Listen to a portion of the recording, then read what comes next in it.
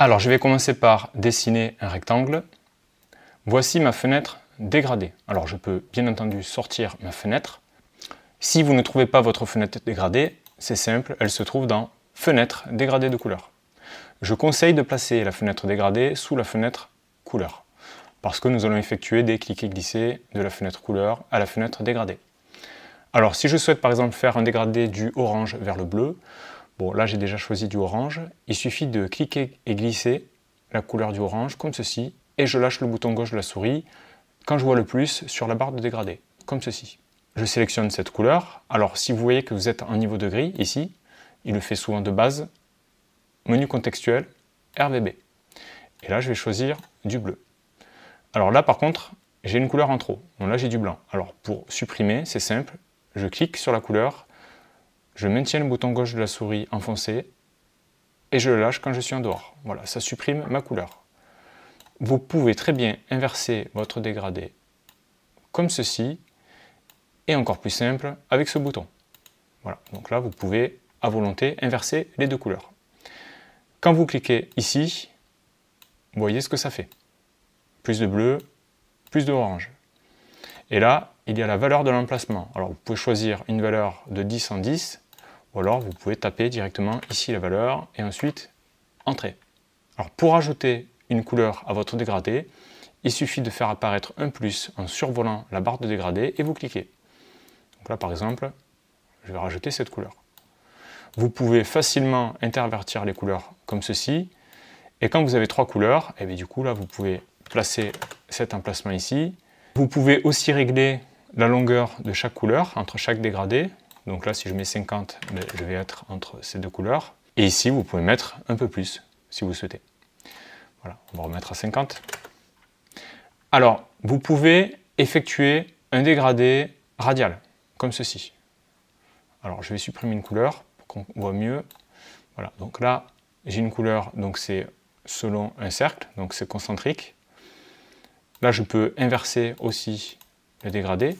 Alors, pour un dégradé radial, ce que je peux faire voilà, un cercle, pour être un peu plus cohérent avec la forme. Alors je vais rajouter un contour à ma forme. On va rajouter un contour, on va dire un contour noir. Je vais grossir, voilà, mon contour, comme ceci. Alors je peux aussi appliquer un dégradé à mon contour. Alors je vais faire un dégradé du noir, du vert vers le noir, comme ceci. Et là je peux même choisir. Alors, on va mieux le voir sur un carré.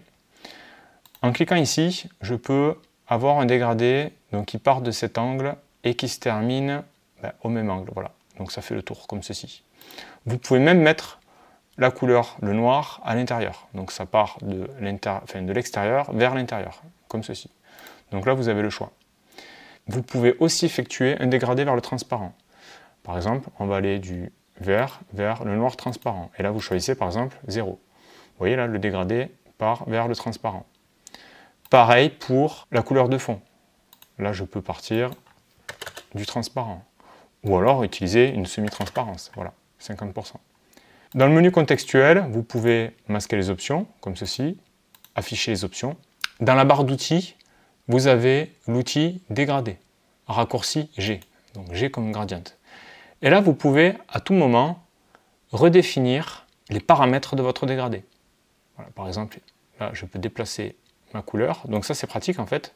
Vous faites ce que vous faites ici, vous pouvez le faire ici directement sur la figure. Vous voyez, c'est exactement ce qui se passe ici.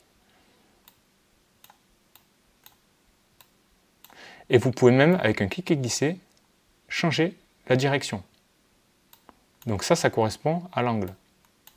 Vous voyez, l'angle, moins 29 degrés. Voilà, là je suis à 3, presque 4 degrés. Alors vous pouvez modifier l'angle ici, un angle à 45. Alors en restant appuyé sur Shift, vous pouvez forcer les 45 degrés, ou 90 degrés. Voilà, ou rester à plat, comme ceci. Donc vous restez appuyé sur Shift, quand vous voulez un dégradé vraiment par multiple de 45 degrés, comme ceci. Alors pour vous expliquer un petit peu mieux comment fonctionne le dégradé, quand vous cliquez, vous glissez, vous lâchez, pour effectuer un dégradé, là, nous avons la couleur 1, la couleur 2. Un dégradé, à partir du moment où vous cliquez ici et vous lâchez là, le dégradé se situe entre votre premier clic et l'endroit où vous lâchez le clic de votre souris. Avant, ça sera la couleur 1. Après, ça sera la couleur 2. Et entre les deux, au moment où vous cliquez et vous lâchez, c'est votre dégradé. Voilà, donc là, je vais refaire une autre forme. Donc je prends l'outil dégradé, raccourci G. Vous voyez là, quand je dessine mon dégradé, j'effectue le premier clic. Donc premier clic, donc avant c'est la couleur 1, ici de là à là c'est le dégradé, et ensuite c'est ma couleur 2.